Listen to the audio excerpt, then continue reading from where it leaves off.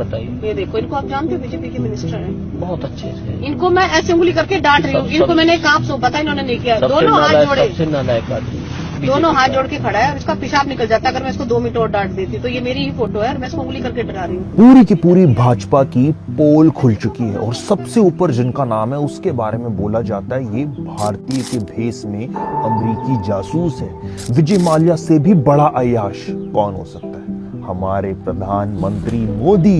ये मैं नहीं कह रहा, ये मधु पूर्णिमा जी ने कहा है इस पोस्ट में, जो कि एक पत्रकार हैं और मोदी जी के बहुत करीब रहते हैं। इन्होंने मोदी जी की बायोग्राफी मोदी नामा, मोदी मुस्लिम मीडिया किताब लिखी। इतने अच्छे रिलेशंस थे मोदी जी के साथ कि मोदी जी 2014 का इलेक्शन जीतते ही इनके साथ इंटरव्यू देने के लिए मगन हो जाते। अगर जाता है तो यूं मैं ऐसे नहीं पढ़ता, पूरा पेज ऐसे। ये किताब लिखकर खुद नहीं मैं गिफ्ट कर पाई, बिना साइन करे मोदी जी के चहीते आईएएस ऑफिसर भरत लाल के हाथ भिजवानी पड़ी।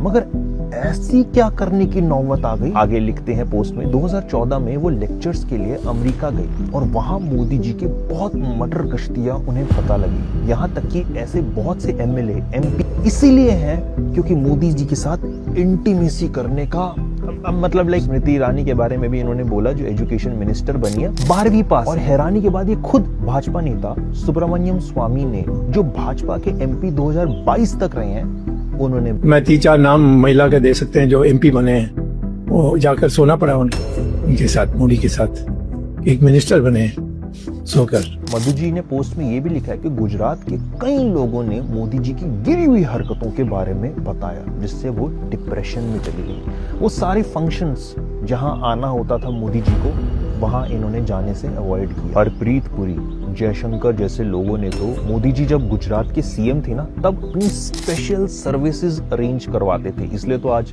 डायरेक्ट कैबिनेट मिनिस्टर बन गए हैं। आगे उन्होंने ये भी लिखा कि अगर मोदी जी ने भारत के लिए कुछ किया होता ना, तो मैं ये शायद से सब चीजें इग्नोर कर देती, मगर भारत को ये हिंदू राष्ट्र बनाना चाहते हैं, हिंदू समाज को कुचल रहे हैं, बदनाम कर रहे हैं। कठुआ कांड में हिंदुओं के साथ क्या बदसलूकी करी, ये साफ होता है कि एक CIA एजेंट है जिन्होंने हिंदुओं को सफाया करने के लिए बुलाया गया। और वैसे भी जो लंगोट के ढीले होते हैं ना, वो घूसखोरों के मुकाबले और आसानी से दुश्मन से ब्लैकमेल हो जाते, ये भी इन्होंने कहा। आगे और सबूत देने का वादा किया है मधु जी ने, जिससे साबित हो जाए कि प्रधानमंत्री मोदी PM बनने से पहले से ब्लैकमेल हो रहे हैं। मगर मेरा एक ही सवाल है मधु जी से, ये 2014 से चुप क्यों है?